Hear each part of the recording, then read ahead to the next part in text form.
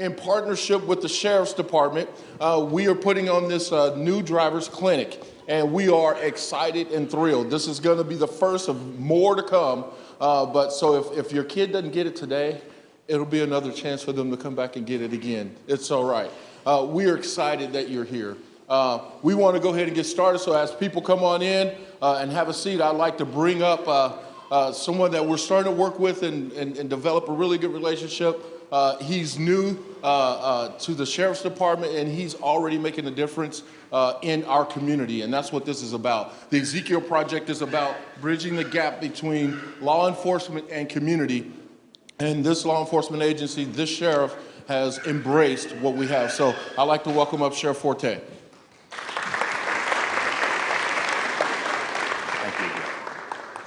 Good morning, and thank you for being here. I'll be really brief. You don't care about what I have to say today. It's a lot of interesting people that's going to talk to you today. Just remember one thing that I'm going to say today. One thing, and when. It's about when. What's important now. So as you go through life, whether you're driving or you're doing something else, think about when. What's important now. So when you're driving a vehicle, don't text. When you're driving a vehicle, don't reach around. When you're driving a vehicle, don't eat. So just think about when. Again, if you get nothing else from me today, and you won't get anything because I'm going to be quiet in a minute, when, what's important now. Just remember that throughout life, when you're in class and when you're doing different things, when you're sitting at home, when you're riding a bicycle, what's important now. So focus on what you're doing at the moment. Be in the present. So thank you all, and y'all have a great day. Thank you, sir. So before we get started, I like to go to God in prayer. Okay, so thank you, if sir. you don't pray, I understand, Okay, but we're going to pray anyway. So let's go to God in prayer. Father God, we thank you for this time, Lord. We thank you for this time in our community. Lord, with our country and our communities being so split, you've chosen the church to be that gap, that bridge between all kinds of different agencies in our community. Lord, with the negativity on the media and all the different things that we look at doing social media, we just want to be a bridge gapper. So, Father, we thank you for all these young people who are here. We thank you for them being interested in driving. We ask that you give them some information today that they can take and apply with them. Father God, we thank you. We look forward to a great event. We pray this in Jesus Christ's name. Amen. And now I'd like to bring up someone I've been working with. And we becoming friends, and it's pretty cool. You're going to like him. He's really good. This is Deputy Rashid Brown. Come on up. Thank you. I'm good. Thank you, sir. Good morning, everybody.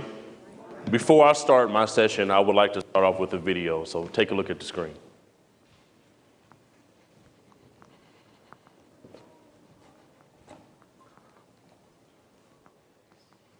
So I just confess that I text and drive.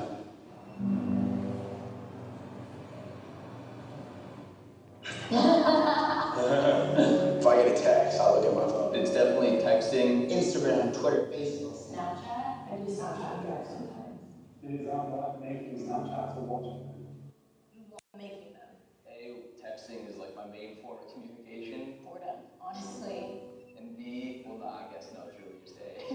I've only never done it at stoplights. I've always been really good about it. The passenger has a pretty important role in driving now. We're like, oh, red light, red light. If someone that you like texts you, you can't just like let it sit there without just knowing what they said. Because what if something exciting is happening or something happened? Like, every time I do it, I think about, like, why am I doing this? And then I just keep doing it. I want to introduce you to a friend of mine.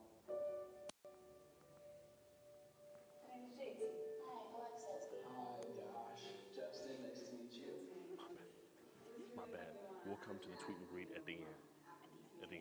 I was 21 years old, driving home from my college graduation ceremony. Driver on his phone was so distracted, he turned left into the intersection at a red light. Another car, an 18-wheeler, swerved to miss him and hit my family's car. And the resulting collision actually killed both of my parents. I spent 2 months in the hospital fighting for my own life, and then 2 more months in a rehab hospital. learning how to walk again, learning how to speak again, learning how to dress myself and how to feed myself. I live with a partially paralyzed body. I didn't have my daddy to walk me down the aisle when I got married.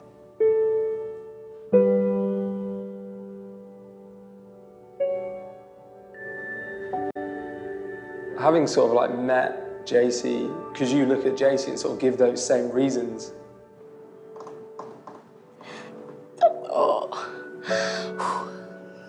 Usually I use my phone to change a song on. I try to use it as little as possible, but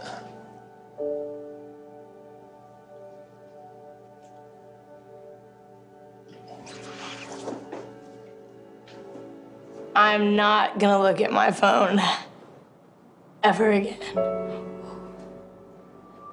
Honestly, if I have been sitting at a red light, I'll like glance down to see if my mom's texting me, but the people's lives that are impacted from something that is so stupid.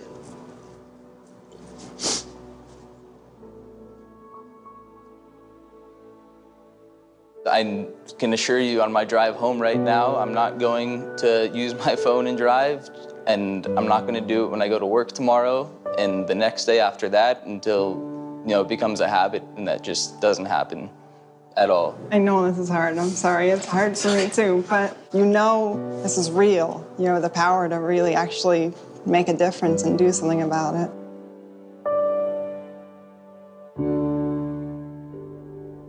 Thank you.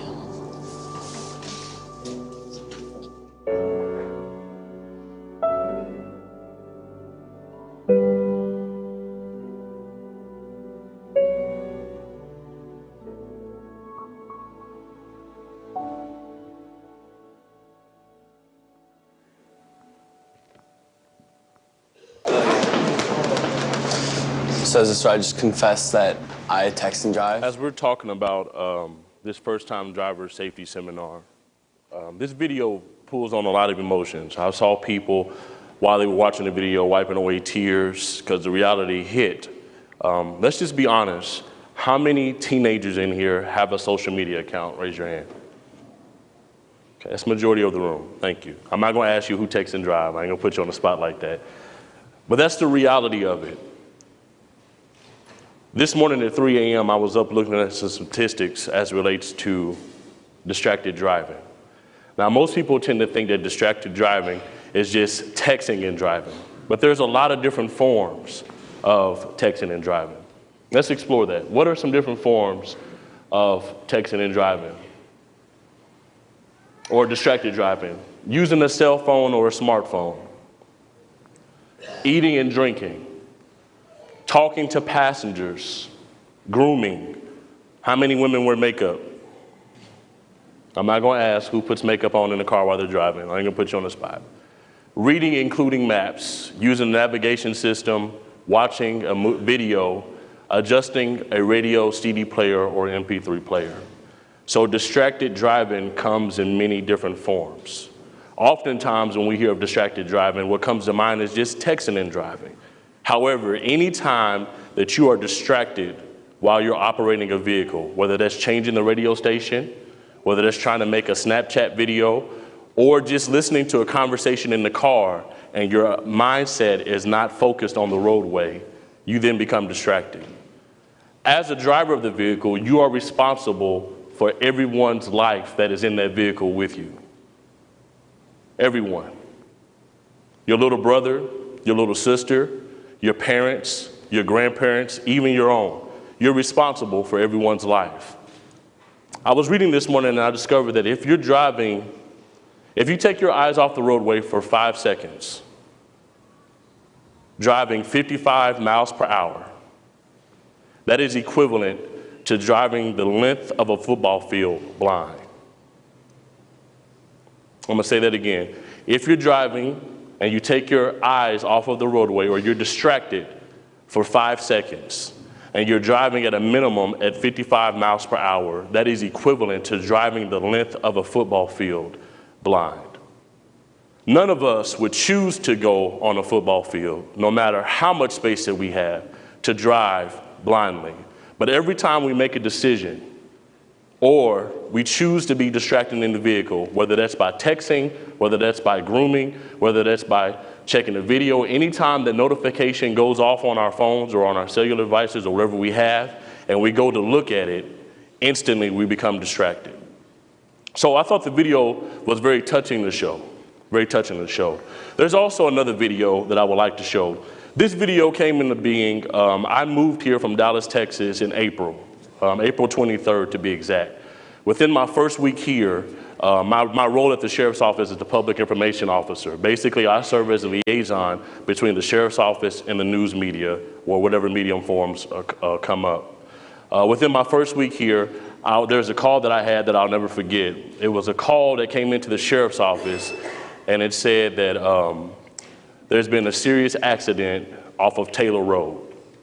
Serious accident off of Taylor Road. So deputies are responding out there, and I'm listening to the radio traffic while I'm sitting in my office. And I remember one of the deputies that responded said, there's been multiple people ejected out of the vehicle. And I'm thinking Taylor Road, well, I know that's really close to Blue Springs South High School, and it's about that time where school is getting out. So I want to roll this video before I go any further. Take a look at the screen.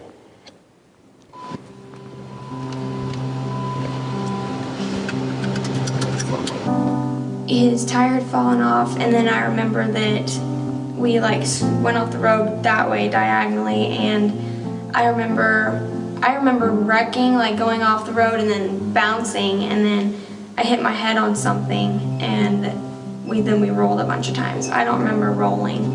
And then I remember waking up, laying in the grass next to my friend, and nothing really hurt.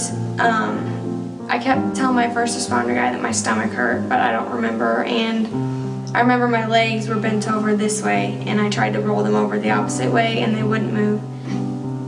So he was driving, and then we were all in the back, not in seats or seatbelts. We were in the trunk with the seats still folded forward, so we weren't in seatbelts or really seats either. And he basically just backed out, pulled up next to our other friends that had pulled in right after us, and looked at one of my close friends and said, "Hill jumping?" ? And none of us heard him say that in the car. Most people would have probably given up or felt the need to give up, or as much pain as I was in, I almost wish that I would have almost rather been dead than as hurting as I was badly hurting, but I never really wished that. I was so thankful that I made it even as bad as I was. I never wished that it would have been any worse than it was. I was so thankful. But, I mean, yeah, the driver had his seatbelt on, it saved his life. He probably wouldn't have made it without it. So I think it probably would have made a ginormous difference if the three of us had our seatbelts on. But I have no idea. I just know that I was ejected, and it was horrible. So.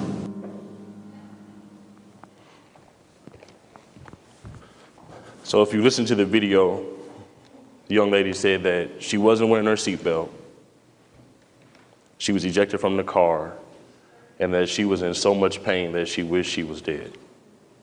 So that was within my first week here in this new role as a public information officer. So when we started talking about doing this first-time driver safety seminar, I wanted to reach out to those kids to see if maybe one of them would be willing to come and talk to you so you can hear a real life, a believable hero, to hear their story about it. So would you guys welcome to the stage Skylar Kramer. She's here with us today.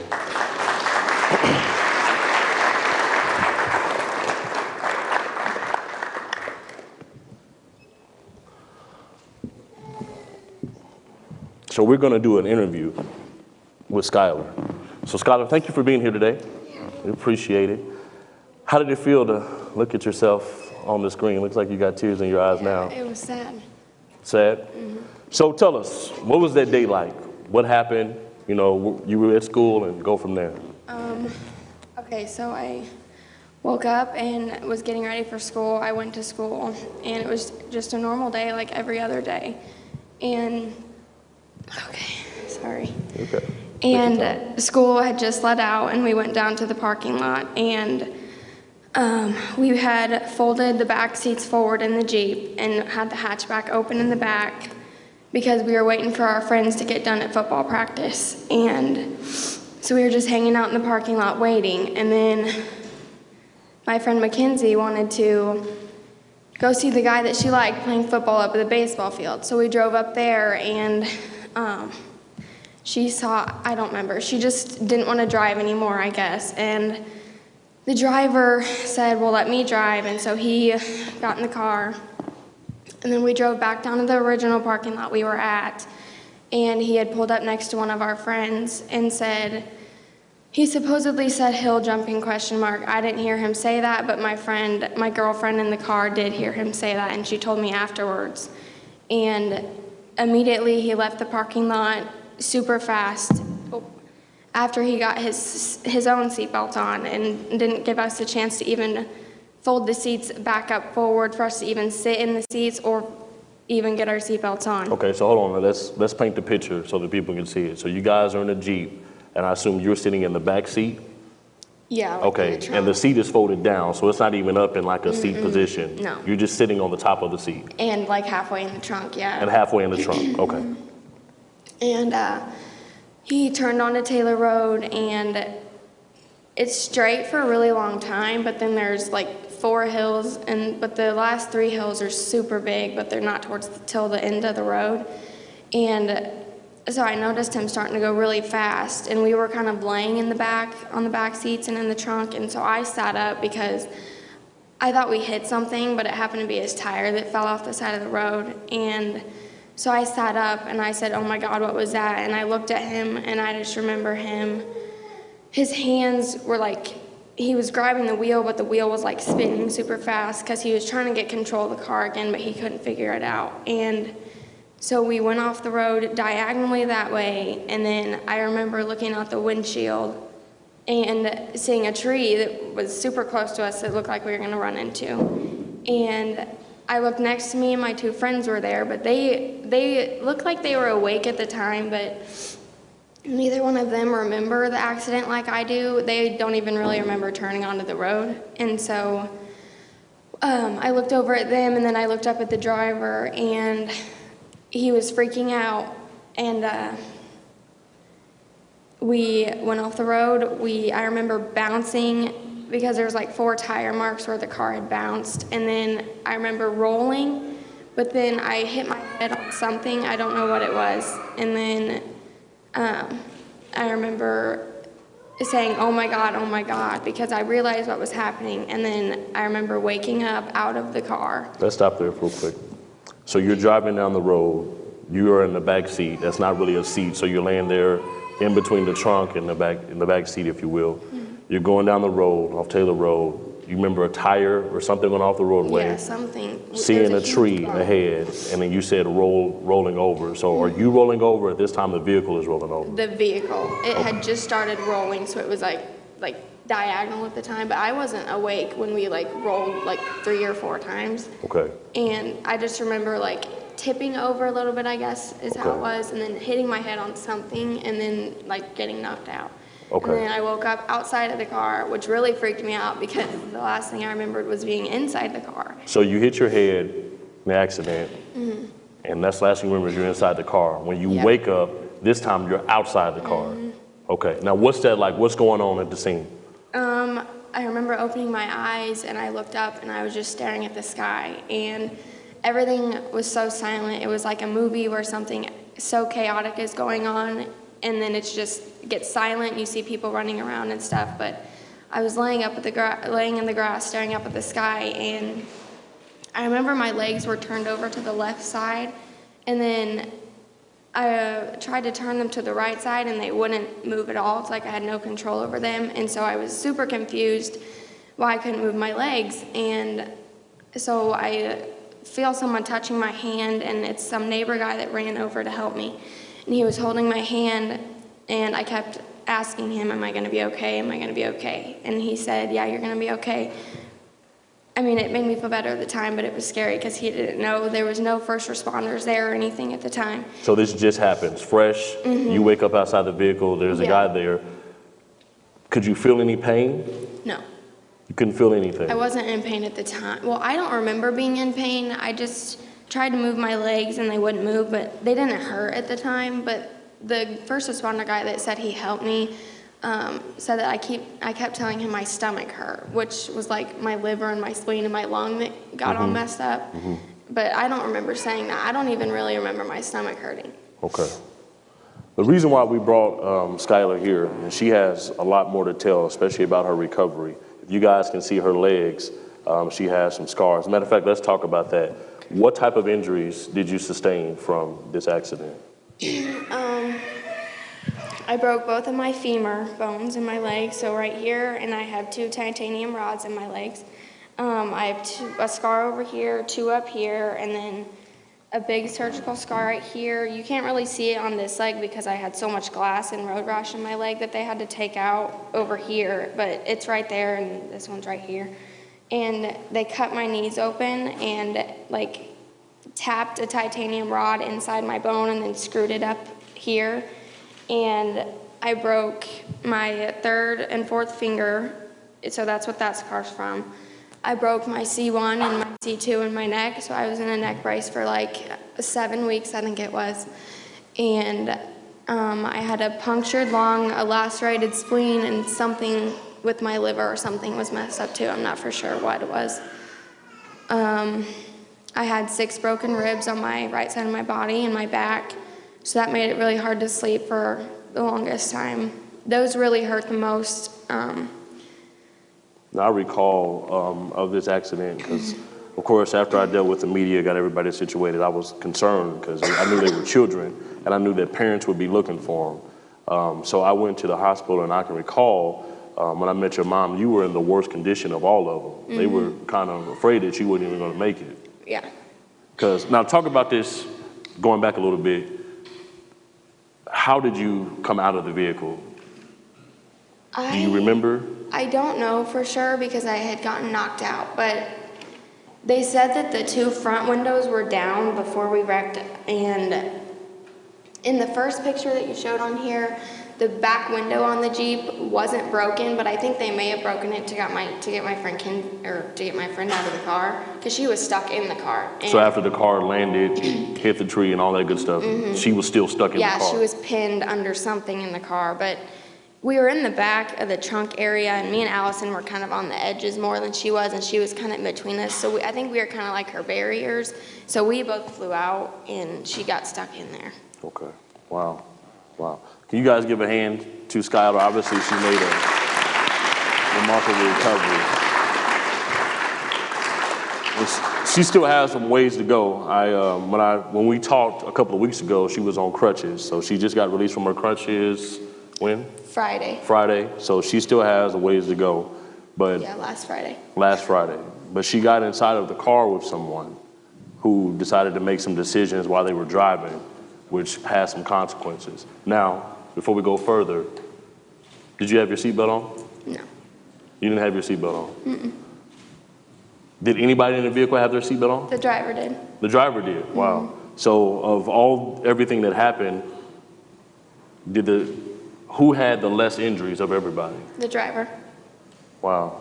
So the driver had his seatbelt on, and of everybody that was in the vehicle, he had the less injuries. Now, when I say that they were injured, they were severely injured from this traffic accident. One of the young ladies who couldn't be here today played volleyball at the school. There's a concern that she may not even be able to continue in that stead because of the injuries that she sustained. So I thought it would be important for you guys to hear from somebody that's just like you. That's a teenager just like you. That goes to school just like you. They got inside of the car with somebody who didn't make a decision, and they ended up coming out okay from the accident, but the people involved in the car ended up suffering consequences. So I also have somebody else here that I want to invite to the stage to come and talk, because I think it's important that you hear from a parent of how distracted driving has consequences to it. So could you guys welcome Russ to the stage for me, please?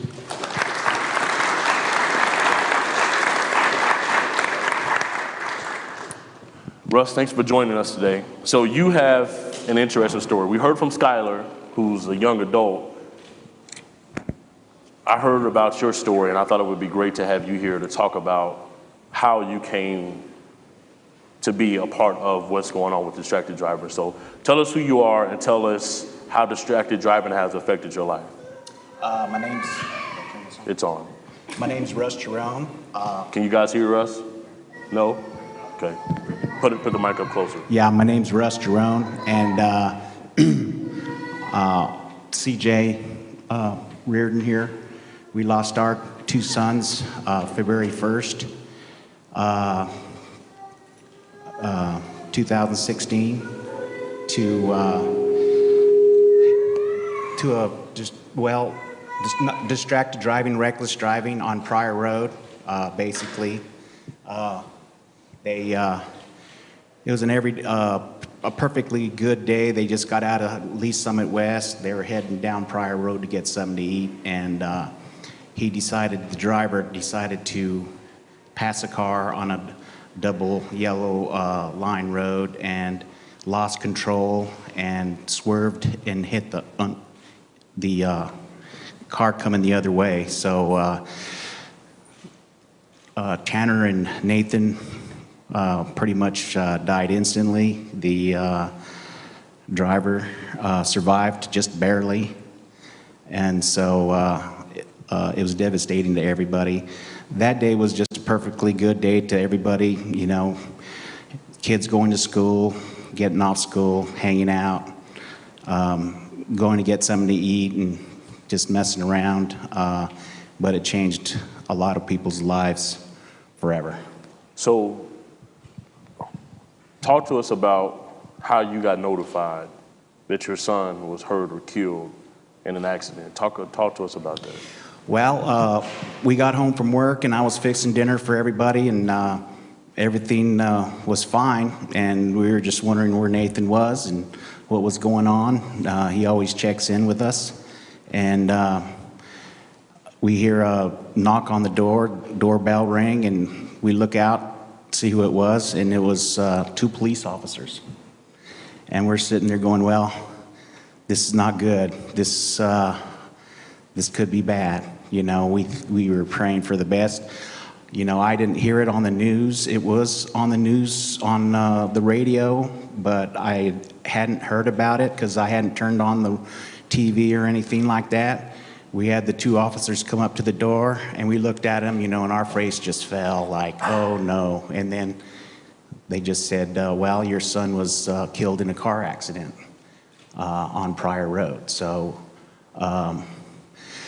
we weren't even able to get to the scene of the crash. They investigated the crash for quite some time. It was three fire departments came to the scene. The Lee Summit Police Department, they did their investigation, and the two kids they had their identification in their backpacks, but they couldn't identify Tanner and Nathan for a little bit. So they didn't know who to call yet until they started doing some research. All the three boys were best friends, you know. They were all tight. When he got into the car and he decided to,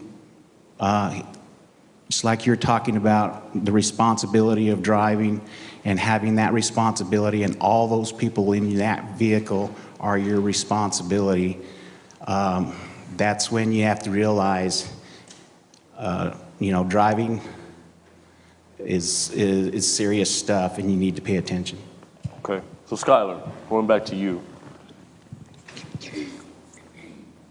What do you wish you would have known now, looking back? Or if you could talk to kids like yourself, what would you tell them based on what you've experienced?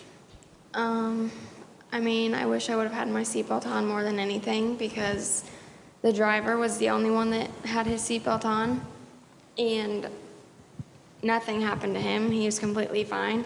So it did save his life, because the car in those pictures, the driver's side of the car was the worst part of the car, in my opinion, and the windshield was like completely busted, and I can't believe that nothing happened to him, but he had his seatbelt on and it saved his life. And I think it would have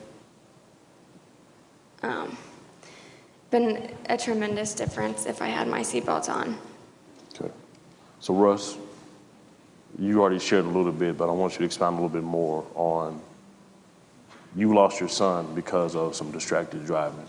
So talk from your heart to these young people who, some may have just gotten their license or some may have been driving for a little bit, about what you would want them to know based on the pain of what you've already experienced.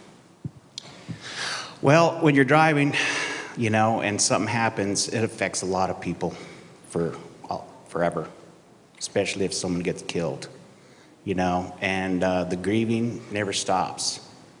You just got to put it in a spot to where you can deal with it and remember the good times.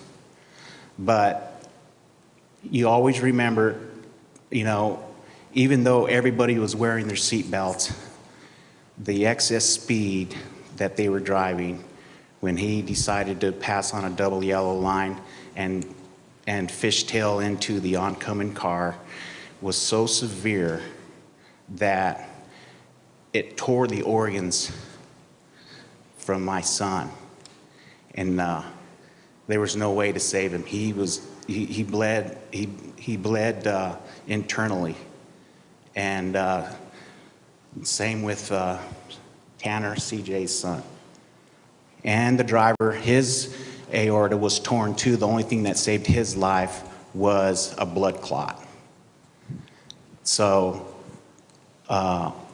buckling up, being aware, defensive driving, drive defensively, realize your surroundings, pay attention. Distracted driving, of course, is the worst thing going on these days with all this, all your phones and stuff.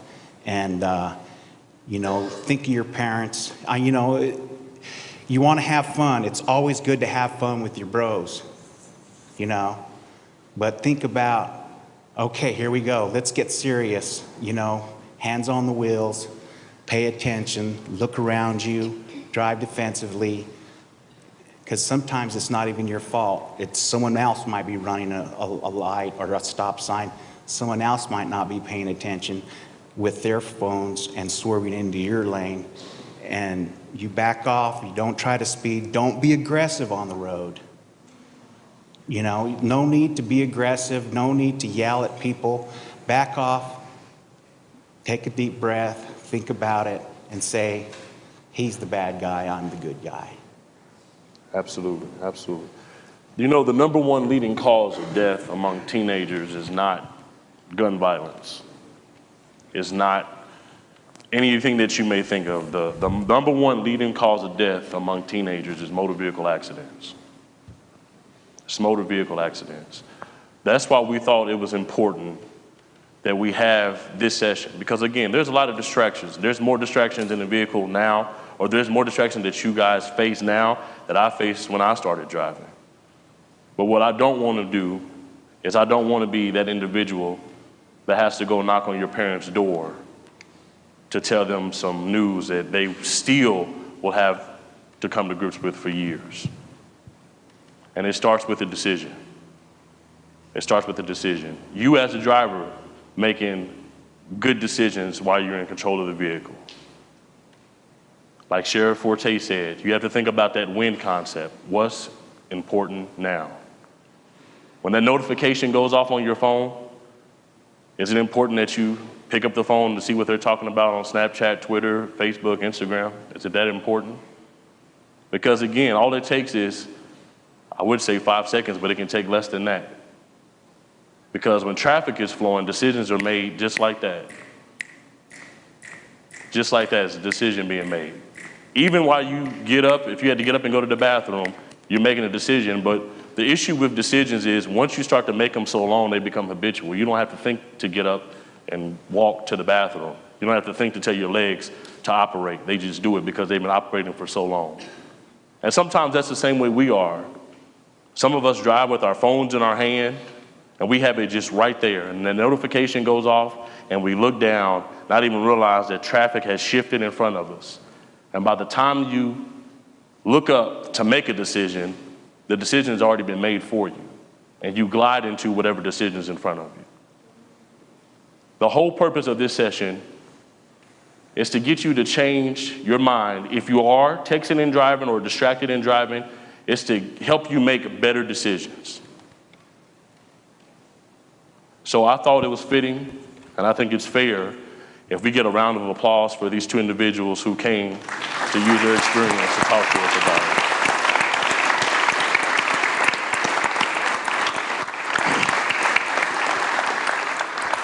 So Russ has an organization that has a table in the lobby that I want him to talk a little bit about. Maybe you guys may be interested in hearing more about it. So Russ, tell them about what you have.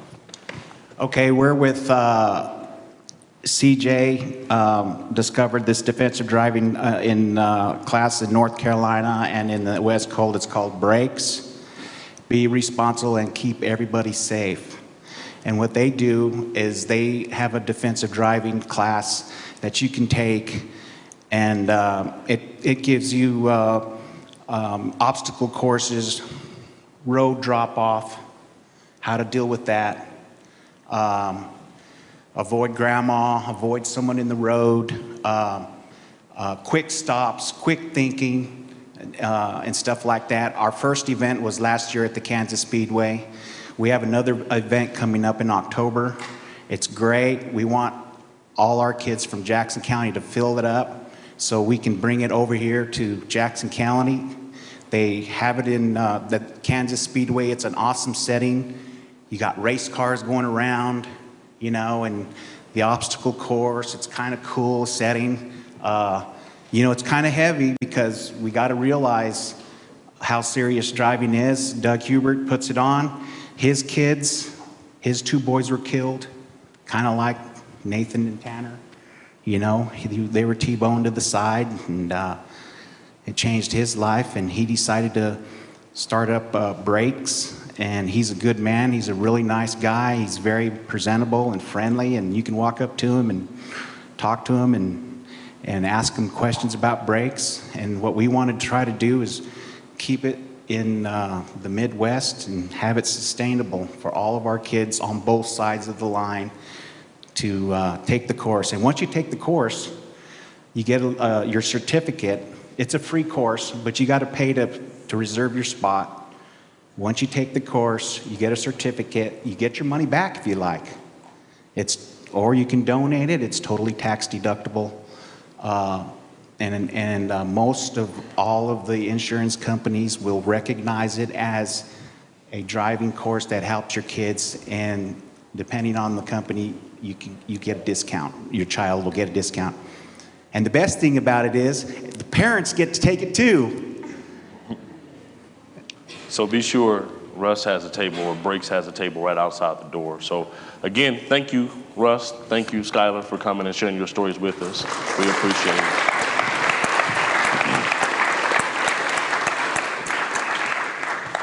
So something that's bound to happen, we talked about accidents, but something that's bound to happen while in your driving career, if you will, is that you may, for speed or whatever the reason, get pulled over by a police officer. So we thought it would be fitting to talk to you about what to do. What does a good traffic stop look like from an officer's side and from your side? So I've invited Sergeant Dale Covey, who's been with the Sheriff's Office for over 30 years, to come and talk to you today about traffic stops. So give him a hand as he comes.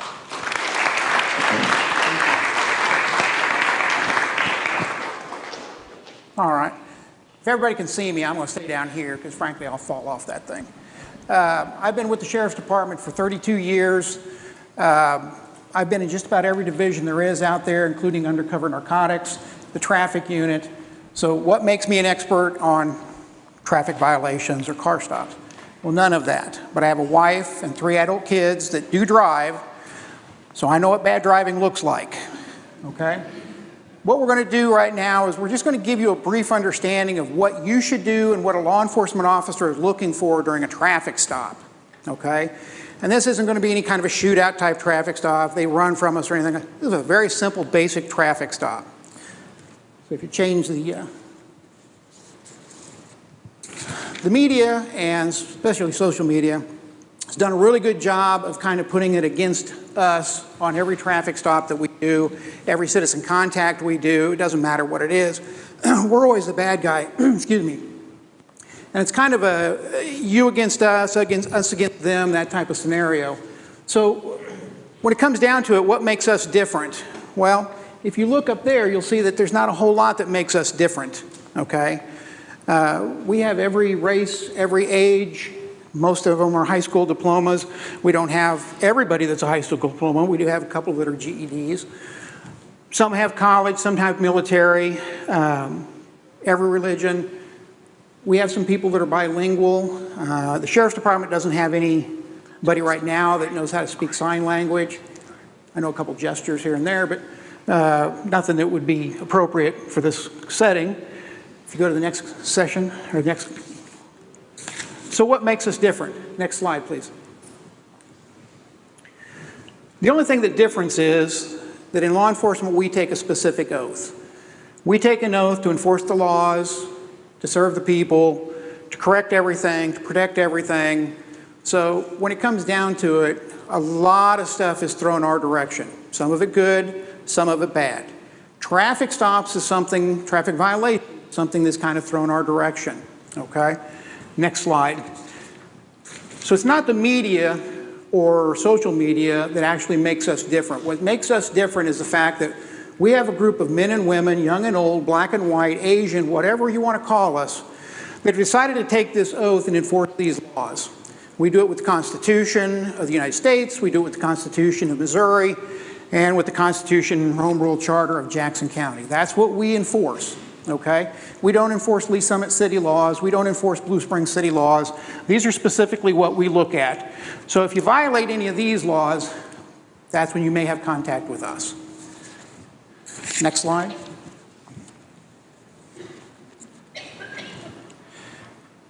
When we stop a motor vehicle, we have to have a reason to stop a motor vehicle. We're not going to get into the different layers of probable cause and suspicion and stuff like this. But basically, for us to stop a vehicle, it is the very, very lowest possible reason to make contact with somebody. They violated a traffic law. They violated some other law. Has some kind of suspicious behavior. That could be either the driver, the passengers, or the vehicle itself. And that suspicion would require somebody with a reasonable belief, a reasonable person, to believe that something's going on. A crime's been committed, is being committed, or is about to be committed. Next slide.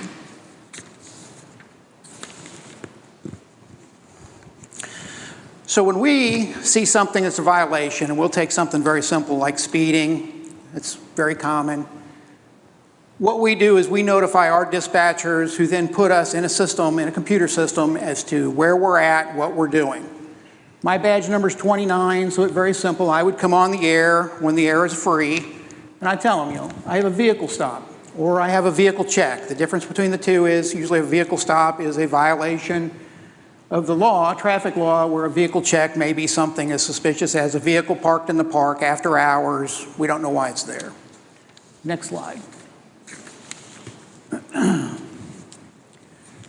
When we go out on a car stop, we go to our location, give the license, state if we know what year it is, vehicle description, occupant numbers, and description if we can tell what they are. A lot of times they'll wear hoodies. If you're in a van, it's very hard to see inside a van. SUVs, it's very hard to see inside. Or a lot of times you'll see vehicles that have tinted windows, or they've got something stuck across the back of their car. You can't even see how many people are in there. And then we give location again. Anybody know why we give location twice? Because we want everybody to know where we're at. If something goes bad, whatever radio traffic it is, they can start going to that location without even, hearing what else is happening. They're running from us, they're on foot, they're bailing, whatever it is. They already know where the location is because we gave it to them a couple of times.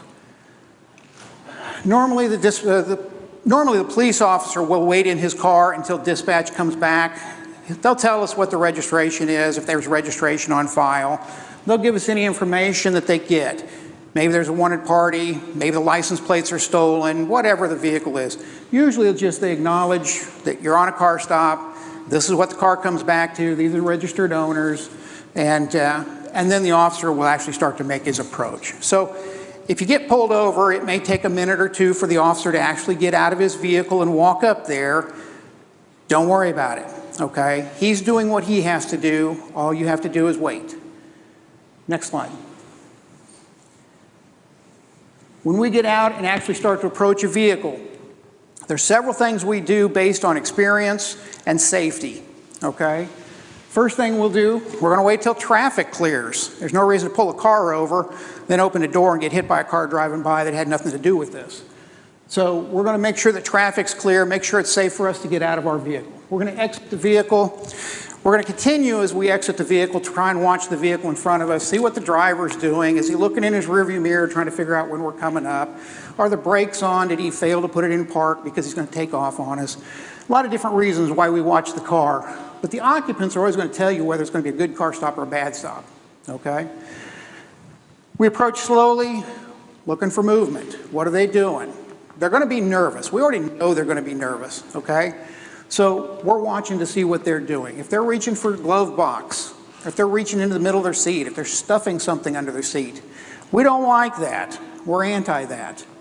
So, we'll place our hand on the trunk or the rear side of the vehicle. You'll see this as the officer comes up. He puts his hand out there. Does anybody know the two reasons that we do that? The first one is we want to leave fingerprints and DNA. If this thing goes sour and we're not alive to tell somebody who it was, like I said, they've already got the location, the description of the car, and the number of occupants, that type of stuff. When they stop this car, I want them to know who I was trying to talk to. They're going to have my blood, they're going to have my DNA, they're going to have my fingerprints on that car. You'll see it a lot of times when they walk up. They'll put their arm on top of the car, they'll touch the top of the car. It's the same thing. You may not realize it, but that's what they're doing. They're leaving an imprint that they were with that vehicle for a short period of time, okay? The other part of that is we want to make sure that the trunk is closed or that the back hatch of that vehicle is closed. There's been numerous times where there'll be somebody in the back. We can't see them. They'll pop the trunk, come out. Next thing you know, you have somebody standing behind you or approaching you from the back.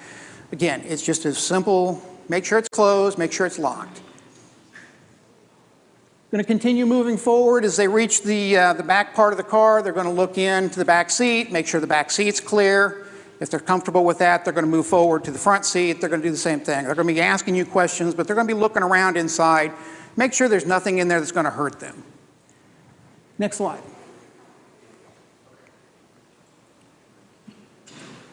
So once we get up there and actually make contact with you, they're going to identify themselves. Deputy Covey with Jackson County Sheriff's Office. They're going to request driver's license, registration, insurance. I normally don't ask for registration. I don't care who registers the car. I'm going to ask you, Deputy Covey with the Sheriff's Department, do you have your driver's license? Do you have your insurance card? May ask you why you're stopped, may tell you why you're stopped. You're going 75 and a 65, which would not be me. You're going to be going 83 and a 65 before I'll stop you. License plates are expired. Don't have license plates on it. You got truck license plates on a car. There's a million reasons why you may be stopped. Most of the time the driver knows why they're being stopped. So part of the confrontation that we have, why'd you pull me over? Well, most of them already know. They put truck plates on a car. They fly past me 20 miles an hour over the speed limit. They know they're speeding. It's not that hard. Everybody out here, whether you're a police officer or not, has seen that guy driving down the road way faster than everybody else. You know he's speeding. We know he's speeding. Everybody's seen that car that drives by that has, it's torn up, it's filthy, and you're sitting there looking at the passenger going, there's no doubt in my mind that car stinks. It does. It stinks because there's people in there that have warrants or whatever it is. Those are the kind of cars we look for, okay? May ask you some questions. Some of the questions we're going to ask, you may think they're silly. Where are you coming from? Where are you going? How long do you plan on staying there? Okay? If you're a driver of a vehicle, you should be able to answer those three questions. Okay? If you can't tell me where you're coming from, if you don't have any idea where you're going, and you have no idea why you're going there or how long you're going to stay, it's usually an indicator that you're not being honest with us. Okay? Where are you coming from? I'm coming from school. Where are you going? I'm going to work with Hy-Vee. It's a very simple answer. If you can't answer those, same thing. Most people out here know your date of birth. If you can't come up with your date of birth, if you don't know how to spell your last name, there are a lot of indicators that we realize this guy's trying to hide something, this young lady's trying to hide something. It doesn't matter, okay? Next slide. After they do gather all your information, driver's license, insurance, they're going to go back. They're going to run you through the computer just to make sure you don't have any warrants, make sure you got a valid driver's license, something simple like that. They may decide to write a citation. They may decide to give you a warning. It may be something where it doesn't have anything to do with a citation or warning. They're just going to come up and tell you how to correct something. They're going to come up, either they issue it, they don't issue it. Excuse me. Didn't mean to do that. If you get a citation, they're going to give you all the court information, date, time, location, all that stuff. They're going to give you a phone number because once we write a ticket, we don't have anything else to do with the ticket. You're going to have to get hold of the courts. Return all the documents that you provided, and then they should clear you with a concluding statement. Thank you, drive safely, slow down. Again, you may hear some that are inappropriate, but you're going to realize it's over with. Next slide.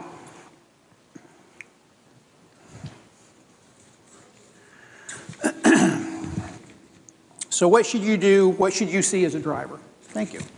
What should you do? What you see as a driver? Well, when the red or blue lights come on, your obligation is to pull to the right. I think that's a test question on most of the driving tests. But you're supposed to pull to the right, and you're supposed to stop. Please don't stop in the middle of the road. Please don't just slam on your brakes and stop right in front of the patrol car. It has a tendency to do damage to our car, and we don't like that. As you're being stopped, you're going to see we've got some demonstrations out here we're going to do next. The police officer is going to stop anywhere between 5 and 15 feet behind you. Some are going to be straight on, some are going to be at an angle. But they're going to be a little bit off to the side, give a little bit of a safety zone so that when they walk up, they're not hit by the next car that comes by.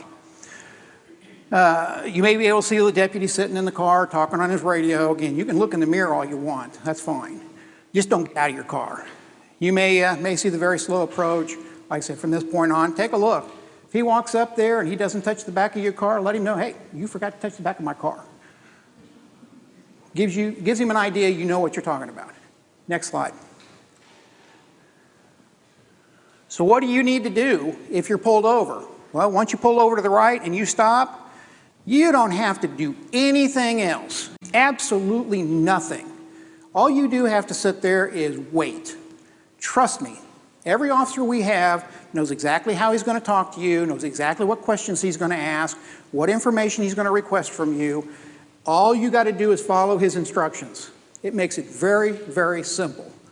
Next slide. Relax, all right? Just like getting in trouble with mom and dad, okay? We know you're nervous. We know you don't like getting stopped. Nobody likes getting stopped. I don't even like the cops following me, okay? Keep your hands on the steering wheel. That's the best thing. Okay, everybody knows what a car stop is. They're going to ask for my driver's license. They're going to ask for my registration. They're going to ask for the. Don't reach for it. Okay, he will tell you exactly what he's looking for, and while he's up there, you can reach for anything you want. That way, he can see what you're reaching for. If I'm behind you and you start making a bunch of movements, you're going to have probably a second or third car showing up because I don't know what you're doing. If I'm up next to you and I ask for registration, it's in my glove box. Fantastic. I know you're going to reach in the glove box to get that registration. Be polite. It's very important. I'm going to tell you right now, about 99% of the tickets I write, it's their attitude.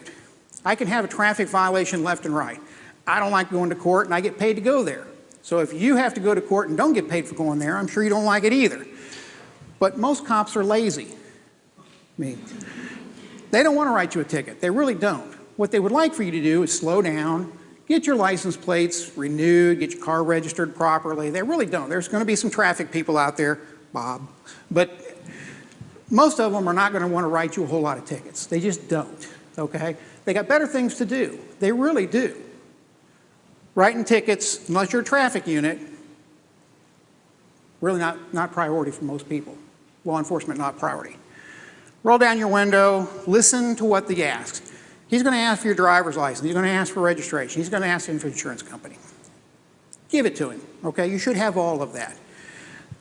Everybody has it on their phone now, the insurance. I hate that. I can't stand it. First of all, I'm not a tech guy.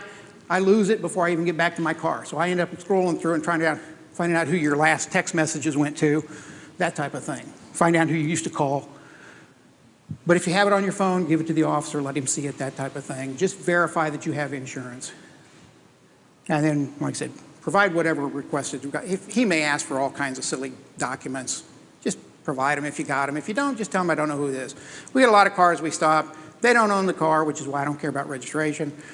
As long as they got insurance, as long as they got a valid driver's license, I can go with that. Next slide.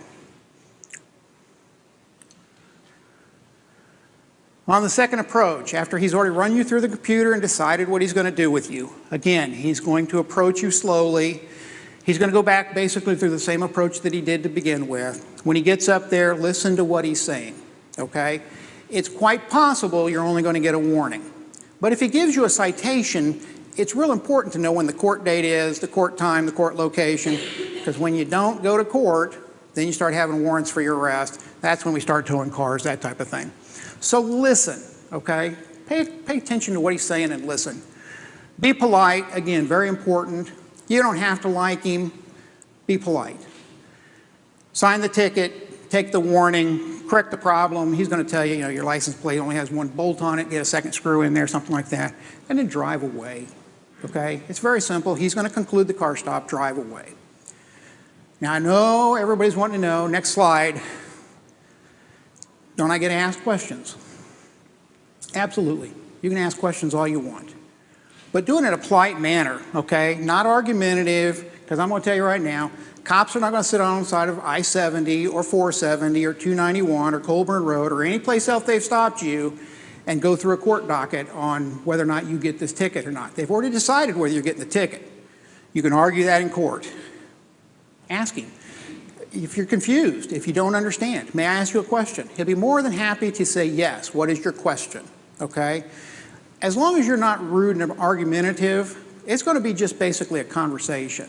You may not like the ending of it, but your chances of getting out of a ticket are much better as long as you follow the politeness, don't be rude, that type of thing. I've had people apologize all the time, left and right. They still get a ticket because it's a violation that I personally have an issue with, okay? But I like them. Next slide.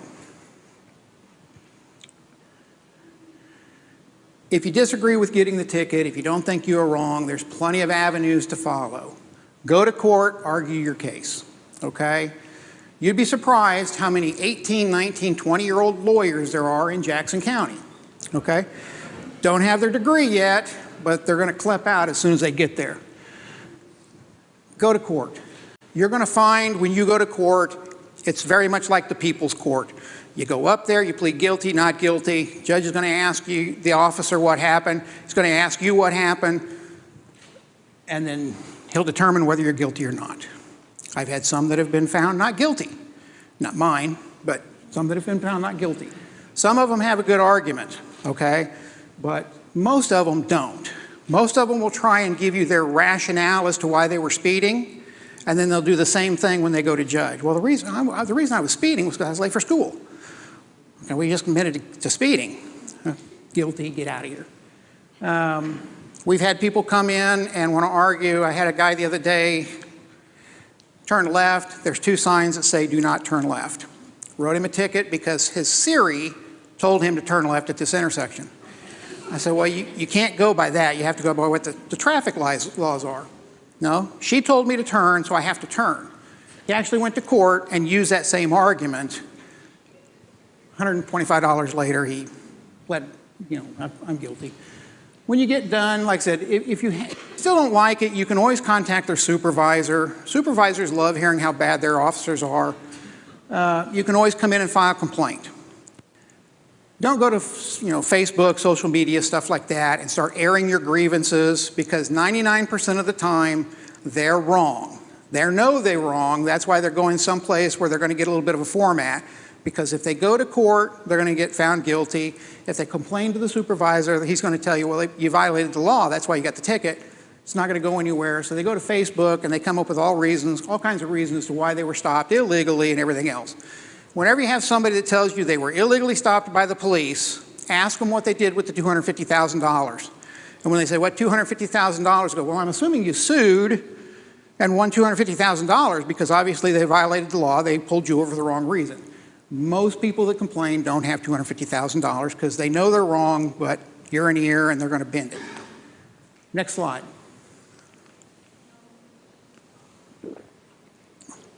What is actually the goal of a car stop? Car stop's designed to inform the driver of a mistake, a violation, a suspicion, a warrant, whatever it is, okay? Usually it's going to be a traffic violation. They may have run your license plate. They may realize you have a warrant. They're going to pull you over, see if it's the right person. You may or may not get arrested. But the goal of a traffic stop is for everyone involved to leave safely, okay? We don't want you to get hurt when we pull you over. We don't. We may issue you a ticket. We may give you a warning. But we want you to drive away and go to wherever your destination is safely. Same thing. We want to finish the car stop, get in our car, and drive away safely too. We don't want anybody to get hurt. And that's the big thing about this meeting here. Understand, you may never get pulled over by the police, but there's a high probability that you're going to because there are so many traffic laws. There are so many distractions in a car. Maybe on your cell phone. Maybe you're weaving at night because you're tired. A lot of reasons we can pull you over. We won't issue a violation necessarily. We'll make you wake up, and usually when the lights come on, they do wake up. But like I said, the goal of it is for you to get home safe or school safe, whatever it is. Next slide. This is Trooper Michael Webster. For those of you who don't know Michael Webster was a friend of mine when I first came to the Sheriff's Department. Trooper Webster did a car stop on 40 Highway near Woods Chapel Road. Drunk driver took him off, knocked him almost 100 feet, killed him. These are why we're here. There's too many of these, okay? The officer gets out of his car so you don't have to get out of your car. The officer's trying to explain to you what the violation is so you don't do it again. Trying to give you a warning so you don't do it again. He's trying to let you know that cocking on a phone is distracted driving. It can get you hurt. It can cause you a lot of money. Okay? People like this give their lives so you don't have to. Next. Understand, these are not exact numbers or anything like this. I pulled them out of a hat. 95 to 98% of the time, all traffic stop, the officer has no idea who you are. He doesn't know who you are, who the occupants in your car are, doesn't have any clue where you're coming from, doesn't have any clue where you're going, doesn't know what your political views, doesn't know what your mental state is, doesn't know if you're intoxicated, not intoxicated, coming from work, going to school. He has no clue, okay? So when you're angry with your mom and dad, and you just threw the cell phone into your passenger seat, and you're now going 95 miles an hour on a highway, and the police officer pulls you over, he knows none of that. All he knows is that you're going 95 miles an hour for some reason, okay? The other part of that is you don't know who we are. You don't know if we just came from a drowning child. You don't know if we just came from a disturbance. You don't know if we just came from a donut shop. You have no clue, okay? So understand, a lot of this is a getting to know who you are, getting to know who we are. I stopped you for this reason, okay? Politely follow through with his directions. The other 2 to 5% are known individuals. We've got Drug Task Force, we've got HIDA, we've got all kinds of, they sit on houses, they specifically ask us to stop somebody. We have people with warrants. We actually specifically stop those individuals. We know who they are. We have people that are frequent flyers. We know they're never going to register their car. We know they're going to constantly be suspended. They're suspended, revoked. State of Missouri says don't ever ask us for a driver's license. We know those people exist. So there are times when we know who we're stopping, we know what we're getting into. But the majority of the time is just like this. Don't know who you are, what you're doing, why you're doing it, but we're going to stop you and find out. Next slide.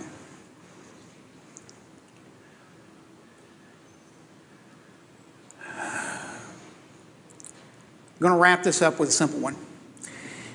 If you were given a math test and you were told every answer is on the last page, and raise your hand, would you use the last page to get all the answers? Next slide. Every state provides every single answer that you're looking for. All right? If it says stop, it doesn't mean if you want to. If it says no left turn, no right turn, doesn't mean unless you have to, or if Siri tells you to. Speed limits are the same thing. We're not going to stop you and arrest you for going 31 miles an hour in a 30, okay? But if you're going 65 in a 30, you're going to get stopped. There's no doubt about it. So a lot of this is, what are you willing to do? How much are you going to push it before you actually violate the law in your own mind? Well, there's the answers right there, okay? If you feel like the guy in front of you is going 40, 45 in a 30, so you can go 45 in a 30, trust me, it's a lot easier to catch up to the car behind him than it is to go around you and catch up to that guy. So like I said, just follow the signs, follow the rules. It's that simple. Last slide here. Next slide. There should be a next slide. Should be like a hand. Anyway, is there any questions? Don't care. We're going to come back to answer those questions later on, so hold on to them. What we're going to do is we're going to split it up right down here. This side over here, if you'll go out and go to the far SUV that stopped, and if this group over here will go outside to the closer SUV that stopped, we're going to let you actually sit into a car. We're going to let you turn the lights on. We're going to let you actually see what we see when we have a car stop. Okay? Thank you very much. Did you guys enjoy that? Raise your hand if you learned something that you didn't know prior to coming. That's great. That's what it's about. So I've invited Dina to come. Dina's with First Impact. For you parents here, listen up, because this is something a program that I think that you guys would love to get involved with and learn, and you will learn from. So Dina, come talk to us, please. Is it on? It is on. Just talk to us. Hi. Come over this way a little bit. There you go. Can you hear me now? I would say speaking to my chest, see if that works. Well, I can talk loud. My name is Dina Dohag. I work for the University of Missouri School of Medicine, and I run a program called First Impact. So First Impact is presented anywhere you want: high schools, churches, businesses, business lunch and learn. You go in and for school programs, we talk 90 minutes about the graduated driver's license law and strategies to overcome risks that teen drivers face. For business lunch and learn, we have There's a lady here that I want you guys to hear. So, anyway, I have a table up here, I have brochures, so one thing I would ask each of you, especially here, and the teams too, pick up my brochure. There's a green light on it, she's got to push the button to the green light. Or whatever church you're associated with, and of course I'm going to be in too. But invite us in to come in and talk our 90 minutes, because the goal of our program is to reduce teen fatalities.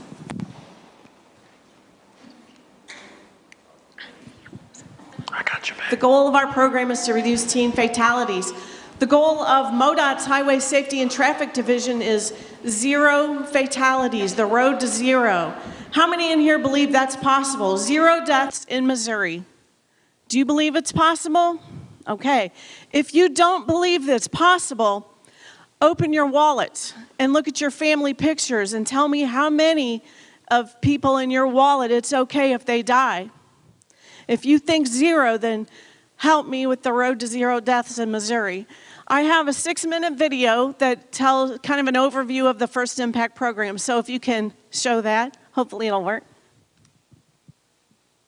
Car crashes are the #1 killer of teens. Every 10 minutes, a teenager is involved in a car crash. Teens face the greatest risk of dying in a crash their first year of licensure. Even good kids, smart kids, are still inexperienced drivers, and they can still make bad driving decisions. The Missouri Graduate Driver Licensing Law is a 3-stage program that helps to reduce high-risk exposure for new drivers. The purpose of the GDL system is to lower teen driver crashes and fatalities. As parents, you can make the biggest difference in preparing your new driver for the road ahead. By enforcing the GDL laws, you can make the first impact on your teen's driving experience.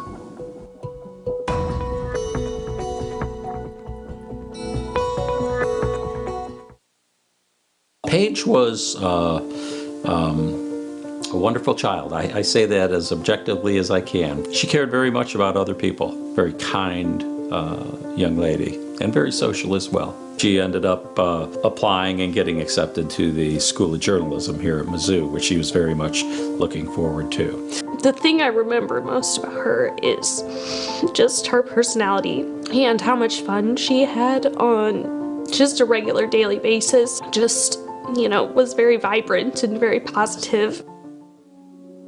I was accustomed to calling my son and daughter every day about 3:30, 3:45, as a single parent to, you know, kind of catch up on what the day's activities were, what the plans were for the evening, who had homework, who had to work, who had plans with friends or sports or anything of that nature. She was driving, and her brother and her boyfriend at the time were in the vehicle behind her, and she reached for something in her car or was distracted by something that dropped on the floor. She was apparently trying to get to her phone, went off the right-hand side of the road, started down into a ditch, clipped a mailbox, overcorrected across Route K, and started to go off that side, and then overcorrected again into the path of an oncoming car, which crashed into the side of her car. No doubt in my mind that that crash happened at the time I was trying to call Paige. You know, they say you'll never be the same, and you will never be the same. It's just hugely profound. When you lose a child, you never get over it. There's any given time of day when you're visited by the pain. I had the family, the relationship, and everything that one could put up and say, it could not happen to this family, but it does. That's a silly, naive thought that it can't happen to you. Crashes are 100% preventable. There's no such thing as an accident. When a crash happens, someone did something wrong. As a parent, there are critical steps you can take to keep your teen driver safe. Supervise your teen's driving. Increase practice driving hours. While driving at night, during all weather conditions, city streets, highways, and 2-lane rural roads. It's important for parents to drive with teenagers different parts of the day because there's going to come a time where a teenager is going to have to drive at night, in the daytime, snow, rain, sleet. So if they're just used to driving daylight with the weather conditions are well, it's going to be hard for them to adjust when it's snowing and dark outside. Limit distractions. This should include limiting passengers, not using a cell phone, and limiting nighttime driving during the first 6 months of independent licensure. You have the cell phone, and we see cell phone usage so much out there on the highway. We have all seen it. We've gotten behind somebody that we think, oh, this is a drunk driver, this is an impaired driver, and we pull up beside them, or they pull off and we see they were on their phone the whole time. And it can be very discouraging, especially when you try to go out and educate the public that all of these crashes are preventable, and the #1 leading cause of car crashes in Missouri is inattention. Discuss driving responsibilities and consequences. It is also a good idea to create a written parent-teen driving agreement that states your family rules and the consequences if they are broken. I think it's important to have a GDL contract because it defines that bright line. If you cross that line, then these are the consequences. So there can never be the thought process of, well, I didn't know, or I was just doing this. If they know these are the rules and this is what's going to happen if they break those rules, there's no ambiguity there. Model good behavior. Parental role models are key. Teens observe how their parents drive and mimic those driving habits. Always wear your seatbelt. Don't use your phone. Drive at safe speeds. And don't drive while impaired or distracted. You can't tell your teen, hey, don't text and drive, and then turn around and pick up your phone and text and drive, because they're going to see that. And that teen may look at that and say, you know what, mom and dad's doing it, it's okay for me to do it also. Setting an example is the best thing you can do. If you're an adult and you're on the phone and you're texting or you're doing this or that, what do your kids expect that they should be doing at that time? That, I think, really is the biggest influence. For too many Missouri families, the impact of a teen driver's split-second poor decision will stay with them forever. Seeing how that 1 second changed everyone's lives, it's important to emphasize that 1 second with any person driving could mean any number of lives and change them drastically. So it's really important that, you know, every second matters, and every second you have to pay attention, because you don't know whose life that can change. And the worst part about it is, once it happens, you know it can happen. And you ask me what the aftermath is? The aftermath is the fear that it can happen again. Together, we can change statistics on teen driver fatalities and heartbreaking stories of loss. Together, we can make the first impact on our new drivers by preparing them for the road ahead.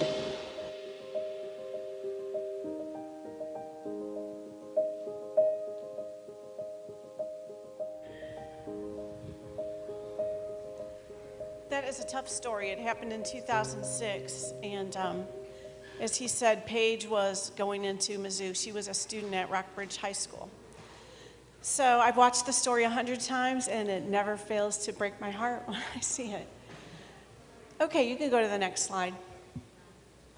As I said, what I'm going to show you today is just a small piece of our program, and I hope that you will pick up one of my brochures at the table, take it to your high school, your church, your business, and ask them to bring us in. There is no cost. Our program's completely funded by MoDOT Highway Safety. The first thing we're going to talk about is inexperience. And this is why all these other problems exist, because your new driver has no experience. So First Impact recommends that in addition to the 40 hours that is required by state to get their intermediate license, that you as a parent or whoever you designate to ride with them do 100 hours or more, because every moment of experience they get with you in the car with them just will prepare them to be a better driver and a safer driver when they're on their own. We recommend, like the trooper said, that they drive in all weather conditions and on all kinds of roads. You live in an urban area, so I can see where it would be very scary to get your kids out in the traffic conditions that you live in. I live in a very rural area, so it was pretty easy. But where I started with my son, and you can laugh, but we went in cemeteries. We drove in a lot of different cemeteries. And I really think that's a great place to start, because typically there's no traffic. And I was able to talk to my son about, you need to do what I'm telling you. You need to follow the rules and the laws so that I don't have to visit you here. So we did a lot of cemetery driving. And I've heard from other people, I'm not the only one that had that idea, but the more hours you ride with your children, the better. Gravel roads, country roads, interstates, you know, you got to build up to all those things. But many parents say, I don't let my child drive here. We're not going to start driving yet. I don't let them do this. But I'm here to tell you, how else are they going to gain experience than you need to let them drive with you in the passenger seat? And one of the things that GDL law will tell you about is, if you do not want to drive, there's other options. There's some definite rules about who can drive, and that is in part of my class, and it's in any, you can go to the Missouri Department of Revenue site and read all about the GDL too. Okay, you can go to the next one. Distracted driving. You've heard a lot about that this afternoon. And so one statistic I don't think they mentioned before is drivers who text are 23 times more likely to crash. Lots of things are distractions. Setting up your GPS, using the radio, music, daydreaming is definitely a distraction. How many of you adults in here have passed your exit and realized it 2 or 3 exits later? That's daydreaming, and you can crash with that, doing that. Now I'm going to give parents a tip. And hopefully you can work this out with your teen and have an agreement that this is a plan you have in place. So if your teen is out and they become in a situation where their driver is maybe having anger management problems, or started drinking or doing drugs, or going to a place where your child knows that they shouldn't be going, your child can text you an X. So the agreement that I have with my son, if he would ever run into this situation, is when I get that text, I will call him, and he's quietly texting me this X. He hasn't told his friends he's doing this. Then I call him, and I tell him that grandma isn't going to the hospital. I need to know where you're at. I'm going to come and pick you up. No questions asked. And then he can say whatever I can be the bad mom that I'm going to come and get him. But anyway, he saves face. He doesn't have to be embarrassed that he called me. I go pick him up. I take him home, and no questions asked. He's not in trouble. That's my agreement with him, because I want to be the safe out. I don't want him to stay in a situation because he's worried I'm going to yell at him when I get him back. So figure out some system that you and your child can work through together to have that option. And the other thing is, I've told my son, if you decide that you are going to drink while you're out or something worse, call me no matter what hour it is and tell me, Mom, I've been drinking, come get me. And I will. No questions asked, no argument, no drama, just get him. He gets an A+ because he got himself out of a bad situation and he came home alive. We're going to talk about it the next day or two, but still not in trouble. You know, you want to be your safe out. So I can't encourage that enough, is to have a plan in place that you both agree with, that they can use you as a safe out to get out of a bad situation, and discourage carpooling. So here I'm going to talk about distraction. If your children have siblings younger than them, or same age even, you don't want to put that inexperienced driver in charge of all your other children. Teens 15 to 19 years of age have the highest crash rate of any other driver and the highest fatality rate. So think about that. If you decide that your child is going to go somewhere and you want them to drop off all their little brothers and sisters at other places or go somewhere together, not a great idea. So even if you're all going to the same place and your teen wants to drive, let your teen go. You take your other kids, because you know, I don't have to spell it out. The risks are pretty great when you put, and think of the distractions. Do your siblings all get along when they're together in the house? So imagine in the car what that looks like. 3 passengers increase the risk of a crash by 4 times. So that's another reason. If you do decide that you're going to let your teens haul around a bunch of people, and there are laws, in the GDL law, there's definite restrictions of how many kids your kids can have in the car. But if you're going to allow them to haul passengers, please take your teen, visit your insurance agent, look at your liability limits, because if a crash happens and people are injured, if there's not enough auto liability limits there, you're probably going to be looking at losing some money, maybe your house. So visit your insurance agent too. I'm ready for the next slide. Driving at night. It's risky for all of us, but especially inexperienced teens. So if your teen asks you at 10 o'clock on a rainy night if they can go to Casey's and get some pizza, think about it. Is it really that important? When you're going to have your children driving at night, where are they going? What are they doing? Know where they're going and decide. You decide as the parent, how important is that for them to be out? If it's a job, absolutely, you know, they have to be out. But think about their reason and how important it is. Have a curfew. Know your community's curfew. And if the community doesn't have a curfew or whatever it is, you and your household should have a curfew. And there is an app called Life 360. Any of you heard of that or use it? Great. Life 360 is kind of fun. Kids don't think so. But it's, you both put the app on your phone, and then at all times, as long as the location is enabled, you can see exactly where your children are by just the highway. And then if they speed, it records the speed at the location and what the speed was over the speed limit. And there's a couple of other features it has too, is really cool. So your children can also see exactly where you are too. So my son likes to turn the tables on me and says, oh, well, when we use Life 360, I know exactly how long I have at home to finish whatever before I get there. But it's really, you know, and I tell him, if you want to go somewhere that's any distance away from our home, you have to use Life 360 or you cannot go. So it's a very cool tool that kids don't really appreciate, but parents do. Okay, next one. Speed. Talked about speed a lot today. So I'm just going to give you a little graphic picture to think about. If your car is, and this is especially, well, for everyone, 85 miles an hour, your car's traveling at 85, and it stops because it hits a tree or another car. Your body is still traveling at 85 miles an hour. And when your body finally hits the steering wheel and windshield and so forth, your organs are still traveling at 85 miles an hour. So speed, that is what is the actual cause of a lot of fatalities, is the internal organs disconnecting inside of your body. You may not see blood, you may not see anything like that, but it's the impact that your body had that is what kills people. So understand that speed, it's important to go the speed limit.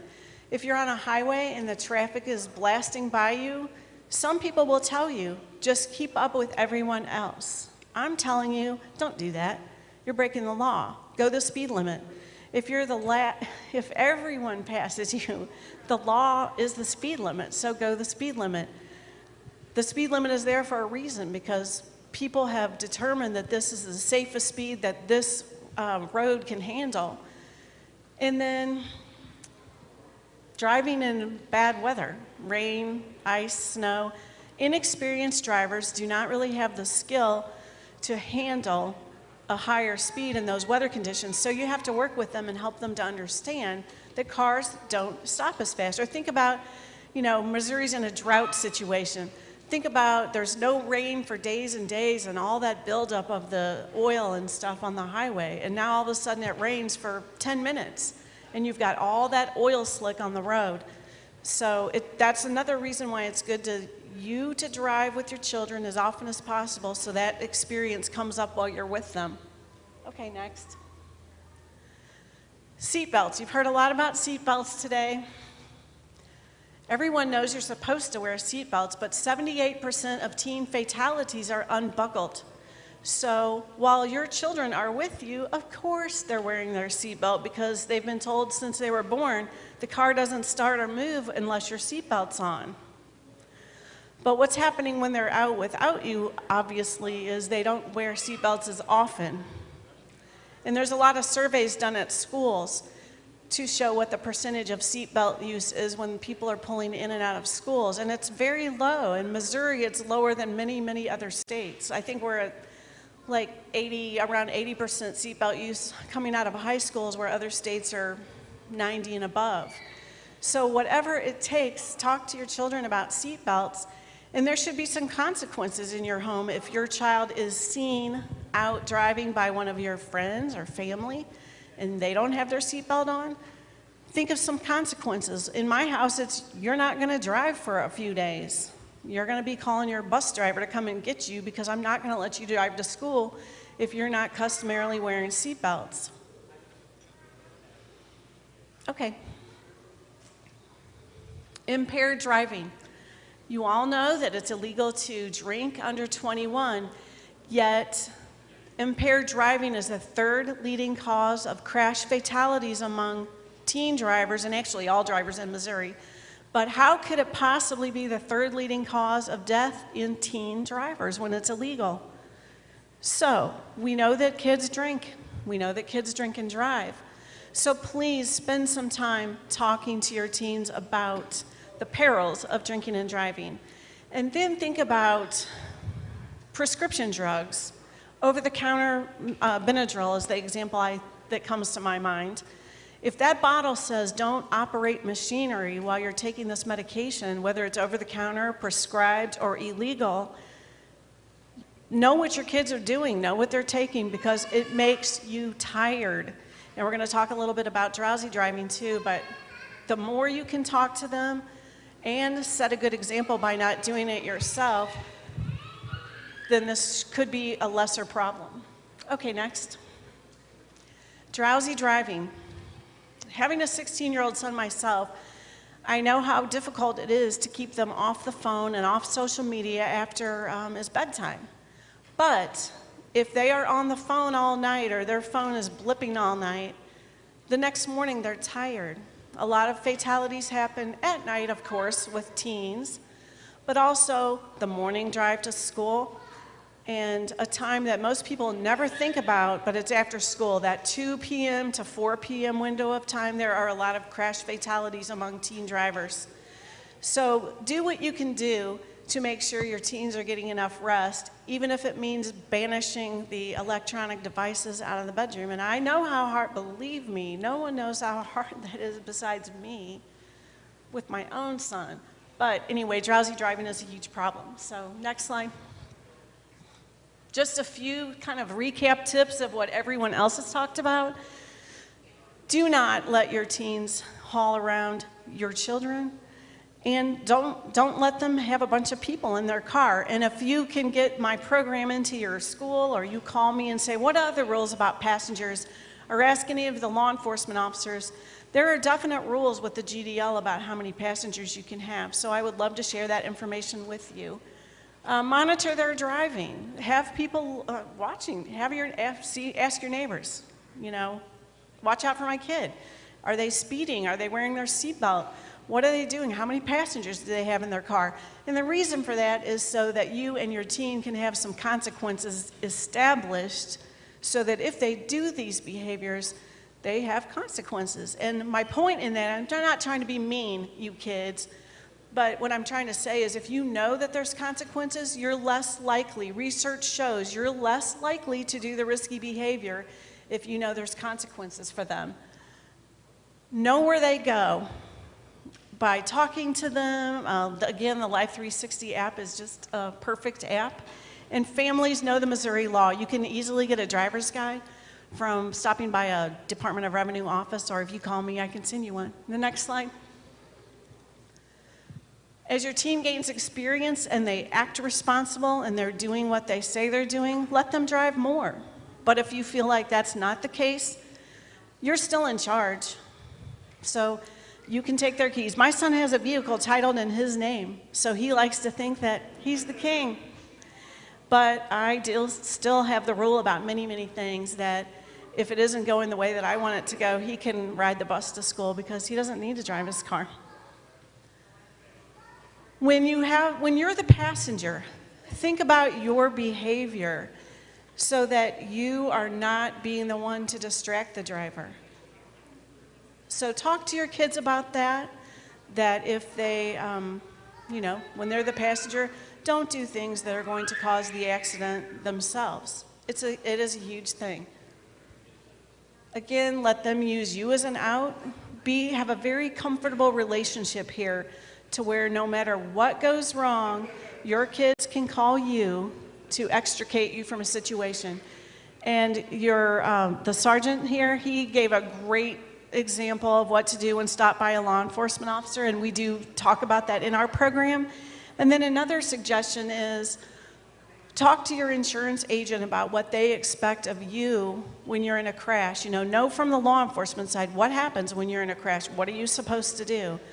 Exchange information. Who do you talk to? Do you leave your car right in the roadway? Do you move your car off? Talk to law enforcement about that. Talk to your insurance agent, and they will give you some great information. Next. Okay, so this is my contact information. Again, I'm funded by MoDOT Highway Safety and Traffic Division. First Impact can go anywhere in Missouri, into any venue. So I encourage you to stop by and grab a brochure from my table. And if you have any questions, I will be out there to answer them. And I think that's all I have. I'll try to tell my story again. I didn't get into this job because of my story, but I'm very passionate about the job because of it. And it's very hard for me to talk about, but 45 years ago, my dad was killed by a drunk driver. I was pretty young, but I was in high school, or junior high school. And it just doesn't get easier. And what Marty Seidel he said, his greatest fear is you never know when it can happen again. Well, it did happen to me again. My brother, he was 19, and he died 1 year later, also in a car crash. So, you think 16, you think about 16 and 17 being inexperienced, but at 19, they're still very inexperienced. So, the more you can comply with the graduated driver license law and you as a parent work with your children, the less fatalities there are. And I'm all about being on the road to zero, to having 0 fatalities in Missouri.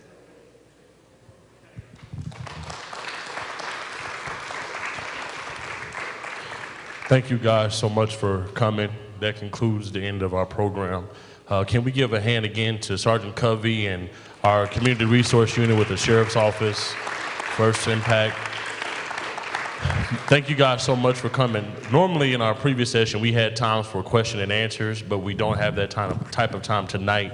So what you can do is you can write us on social media at JC Sheriff's Office on Twitter or on Facebook at Jackson County Sheriff's Office. Just type in your questions and we'll respond back to you when we can. Thank you guys again for coming. Just real briefly before you guys leave, you're going to get a handout on the way out the door, just kind of giving you a little bit of information about who New Springs Community Church is. We are in partnership with Jackson County to do this. The goal is to bridge the gap between law enforcement and the community. We have several things that we're going to be doing coming in the future. We're going to be holding this again. So if you know someone who couldn't make it this time, just stay on social media. We'll be announcing it and some other things that we're doing. So thank you so much on behalf of New Springs Community Church and the Ezekiel Project. We really appreciate you sharing your afternoon with us, and I hope that you guys can take some tools and apply these tools to be safe on the road. I've told my 16-year-old, you got to get it done, buddy. You got to get it done. So have a great rest of your weekend and be safe. Thank you, guys.